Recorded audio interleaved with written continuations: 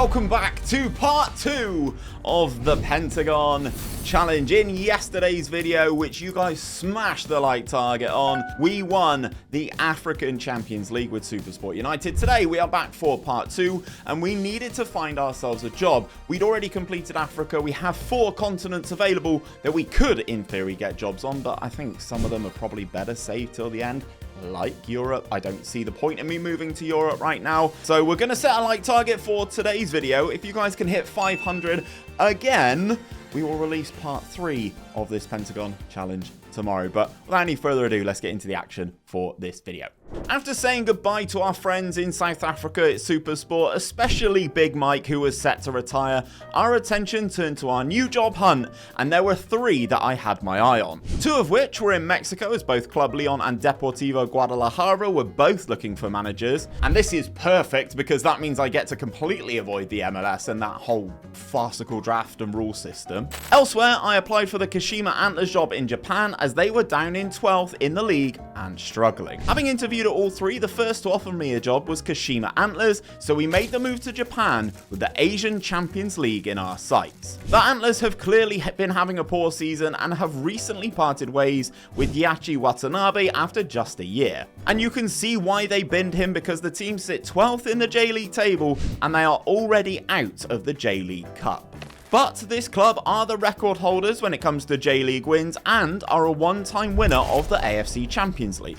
So it's definitely possible to actually get something achieved here really quickly because the club is so prestigious in Japan, basically, and because of when their club season runs, which is from February through to December, we start right away. We get straight into the action. Looking at the team, we already have some good players at the club, but also some young Japanese talent in the shape of Toshiro Yamamoto and Yuki Sugimoto. We will be taking the tactic that works so well with Supersport with us to Japan, and this is how the team lines up for our first game in charge. I know that it will take some time for the team to learn the tactic here, but there were positive signs in our first game in charge, even if we did lose 1-0. Our first month in charge wasn't the best, as we only gathered 4 points in the league, but we did advance in the Emperor's Cup second round. Then July hit, and obviously the European free transfer free agent window was open, so I went and I attacked it with some vigor, because there are so many players. You can basically register anyone you like in Japan,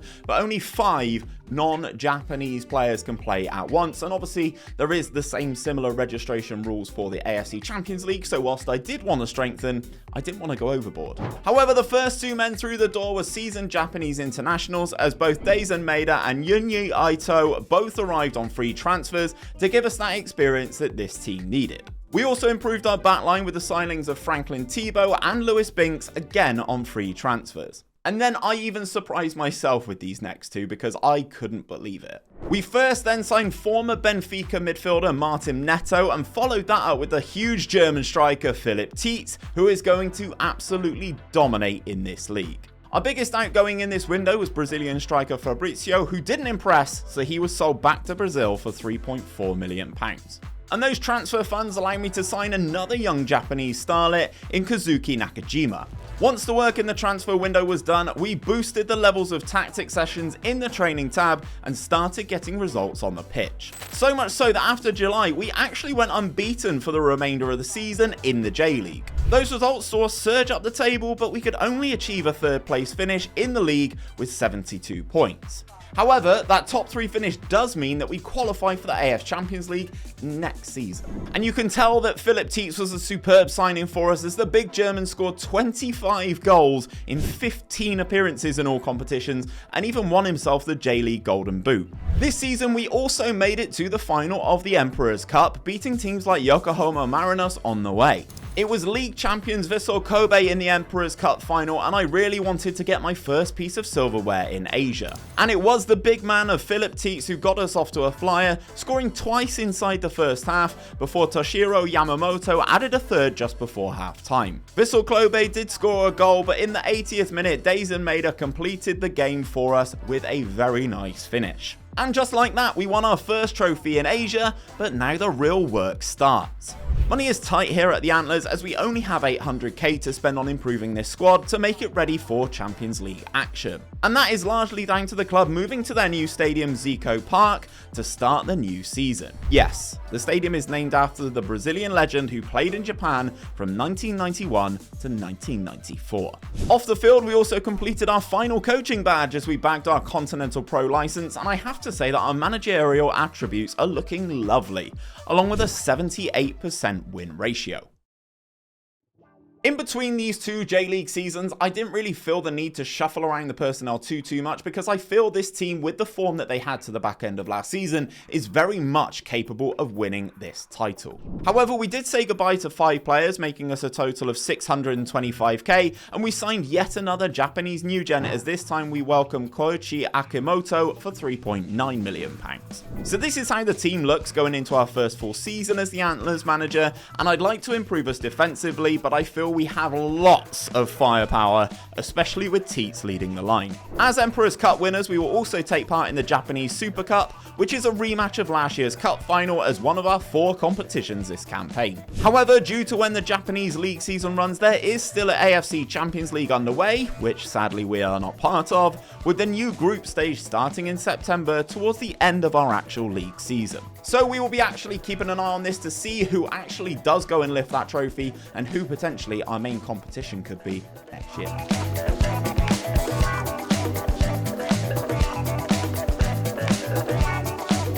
So our season started with the Japanese Super Cup, where we managed to score a nice victory over last year's league winners to lift our second trophy as Antlers manager. And we carried that result into the J-League as we were dismantling teams left, right and centre to fire out a real statement of intent. But I wasn't done there, as the Japanese transfer window was still open, so I added a few more players to get this squad Champions League ready. First up was Australian Y-man Brendan Richardson, who arrived from Melbourne City for £1.2 million, and he was followed up by Japanese national team left-back Yaidi Fuji for £6.5 million.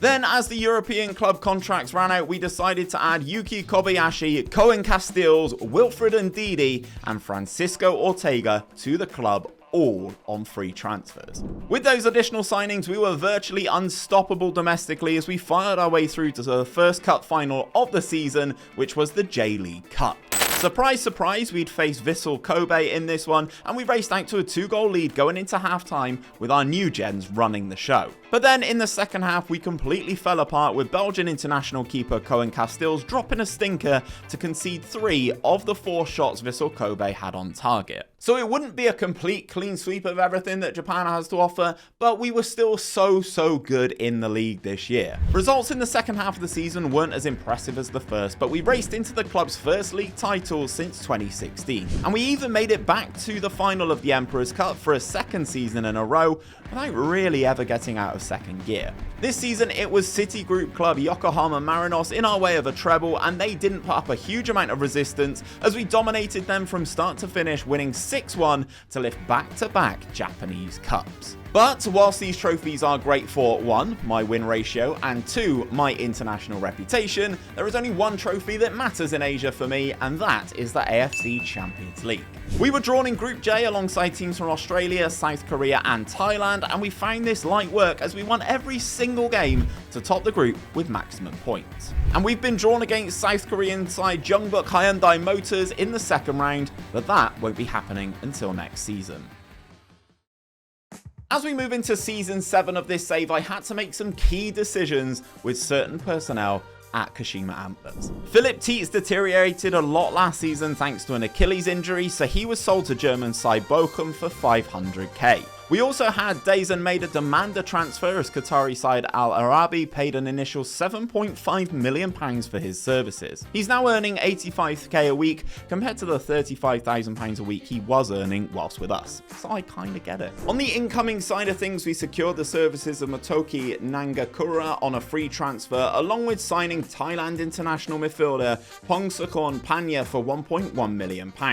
We also splashed a little bit of our newfound cash as we dropped £4 million on Japan under-19 striker Koki Saito to lead the line, along with another £3.9 million to the same club for Noki Kimimoto. I also raided South Korean club Suwon Blue Wings for 6'4" centre-back Baek Dong-yong. We also have 2 other deals that I am working on to start the season, but domestically the board is expecting us to dominate and is looking for another league title win as a minimum. However, that will have to wait because our AFC Champions League campaign resumes first. In the second round, we were drawn alongside Jeonbuk Hyundai Motors from South Korea, and we were at home in the first leg. We were in command of this game from the start and managed to take the lead early through Kazuki Nakajima, letting fly from the edge of the area. And then just before halftime, Australian Brandon Richardson made it 2, applying a nice finish to a Kyogo Tsunimoto low delivery. And 2-0 is how it ended at Zico Park, meaning we avoided any away goals for the opposition as we move into the second leg in South Korea. Then we managed to bag ourselves the away goal in Korea, with Yuki Sugimoto netting the first goal of the game early in the second half. Hyundai Motors did score a goal of their own from the spot, but that was all they could muster as we won the tie 3-1. And before we move into the rest of the action, I added 2 more additional signings, with both of them arriving on loan. First up was Dortmund striker Thomas Weidmann, who looks like an outstanding player for this level, so I am really expecting him to dominate.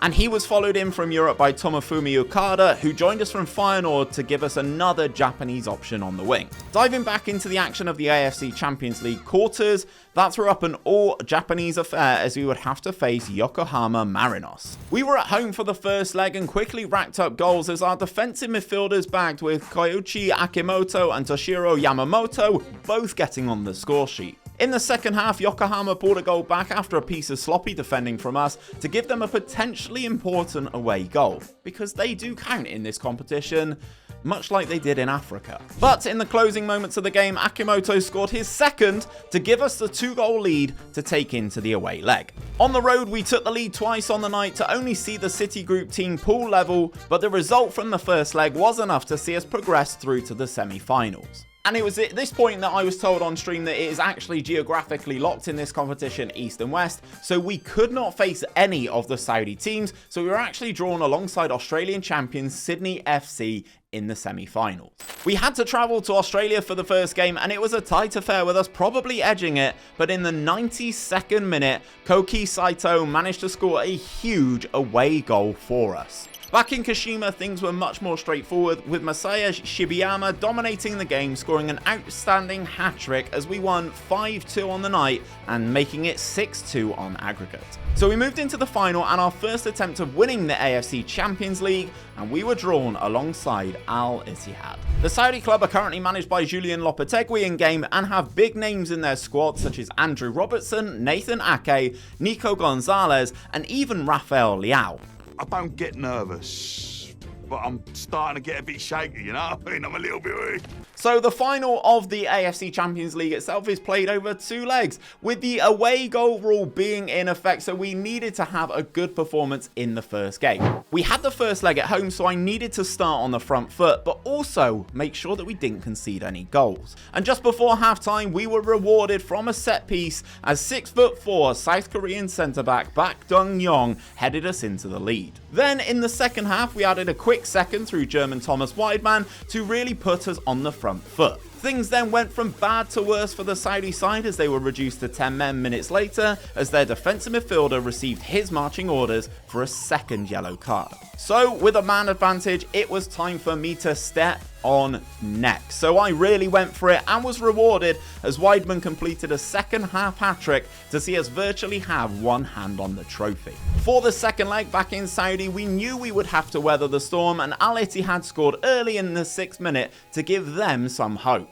Then as we started the second half, it happened. We bagged a huge away goal as Francisco Ortega received the ball in the box and lashed it beyond the goalkeeper to spark pandemonium. Al Ittihad did score again later on through Rafael Leao, but we didn't care as we were crowned AFC Champions League winners at the first time of asking to complete the second part of this Pentagon challenge. So our attention turned to our next role, with a job in Mexico being right at the top of my priority list. But sadly, there weren't any jobs going at this time, so we stuck at it with Kashima for the time being. We continued to play through the SAY through June, July, and even into August, August, and things were going swimmingly in Japan, with the team 5 points clear at the top of the J-League and in both cup quarter-finals. However, during this time, we did have 2 interviews with 2 different clubs. First up was Brazilian side Cruzeiro, who are a 2-time Copa Liberatores winner and have R9 Ronaldo as their chairman. Then the second interview we had was with Mexican side club Necaxa, who haven't had any continental success at all, but they are a 2-time Liga MX champion. And this is where we're going to end the video because both teams offered me a job. Let me know down in the comments where you think I should go. Would you go to Brazil to try and compete for the Copa Libertadores, or would you go to Club Necaxa in Mexico to try and build a team, but also try and tick off that CONCACAF Champions League? Let me know down in the comments where you would go, and don't forget, if you hit that like target of 500 likes, we'll release part 3 of this little mini series. Hopefully you guys are enjoying it.